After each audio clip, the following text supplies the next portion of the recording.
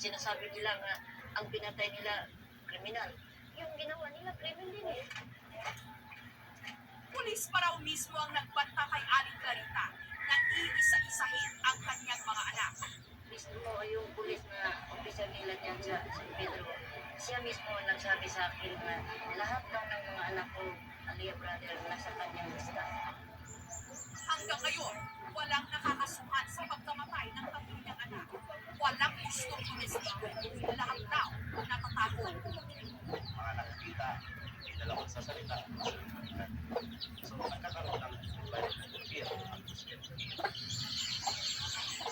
18 anyos lang si Junjun nung siya'y tinagdag ng bala sa labas lang ng kanilang tahanan. Saksi raw kasi siya sa pagpatay di mano ng death squad sa isang gang leader.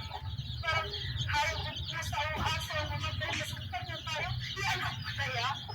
Hindi ba sa Diyos na parang kumitil ka ng buhay? Mariing kinundena ng grupong kabataan konsorsyo ang mga pagpatay ng Davao Death Squad.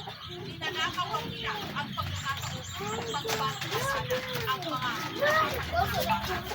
Wala kami sa dulo. Sa pangalawa ito, just the right to take the right to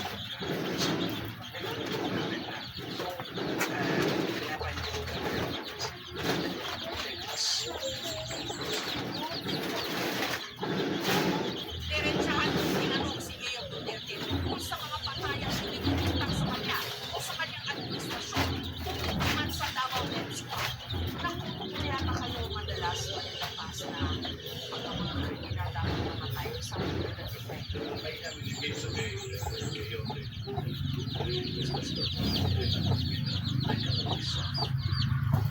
you commit the crime, you're into drugs.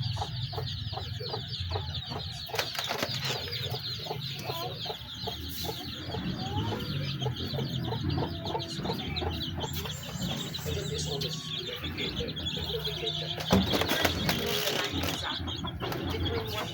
Awa dati sa saluyo agi saluyo. Justified Ayaw diha. na sinasabi wala kang kailangan.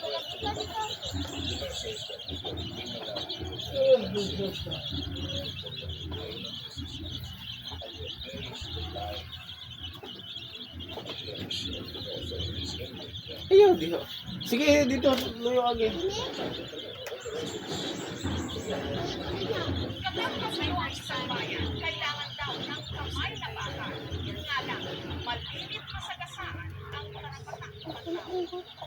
May programa si Duterte sa radyo at sa local TV station sa Davao kung saan pinapangalanan daw niya ang mga drug pushers at users. Yun nga lang, madalas daw nakasunod nito ang pagpatay sa mga taong pinangalanan niya.